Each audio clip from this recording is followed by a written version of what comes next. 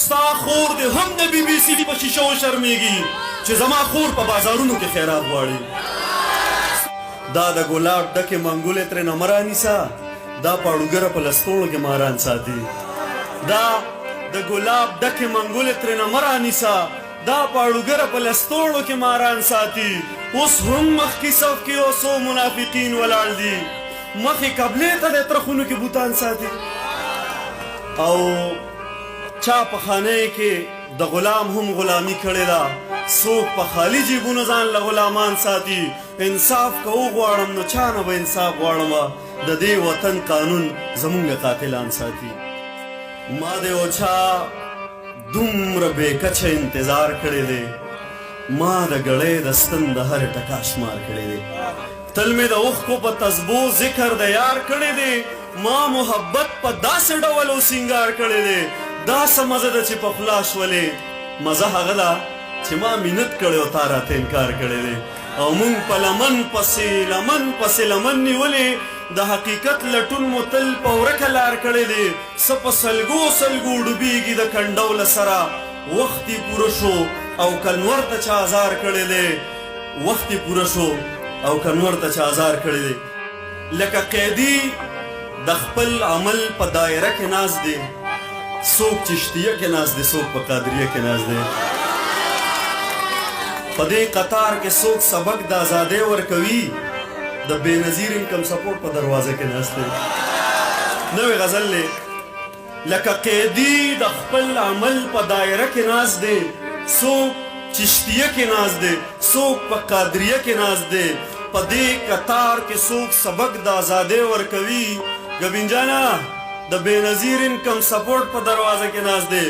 او د یو وفا په سپین احساس باندې نس پوهیږي، د یو وفا په سپین احساس باندې نس پوهیږي، که ورکولو د خطوطي خپله پنجره کې ناست دی. د یو وفا په سپین احساس باندې نس پوهیږي، که ورکولاو د خطوطي خپله پنجره کې ناست دی. نن مولانا صاحب په جدت باندې خبرې کوي، څوک په کړکۍ کې ناست دی، څوک ورته په وره کې ناست دی. او یو دروغجن په سټیج سبق د انقلاب ورکوي، یو قام پرسته لیونی څومره جذبه کې ناست دی.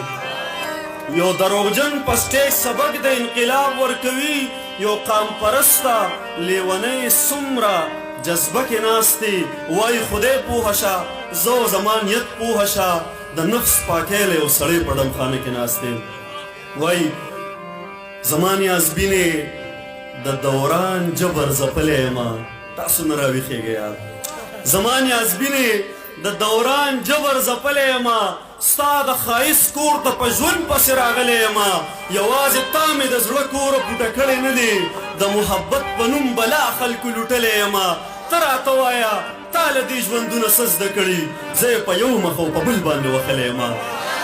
ته راته وایه تا له دې ژوندونه څه زده کړي، زه یې په یو مخ او په بل باندې وهلی یمه.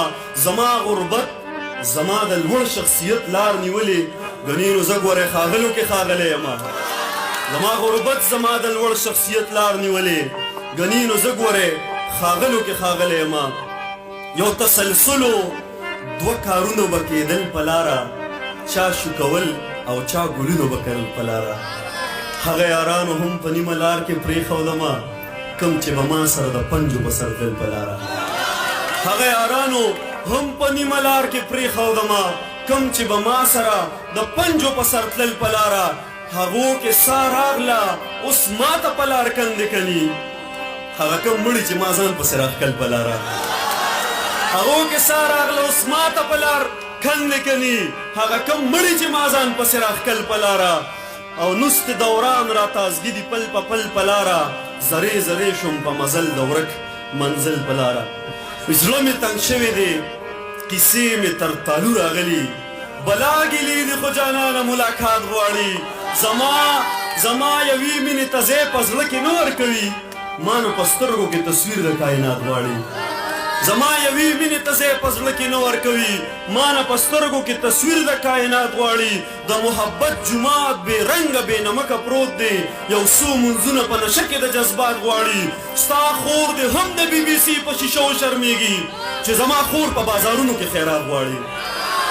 ستا خور دې هم د بی بي سي په شیشه وشرمېږي چې زما خور په بازارونو کې خیرات غواړي او زه د انسان په زړه کې لار د محبت کومه شیخ لیونی رانه ګلزونه باجومات غواړي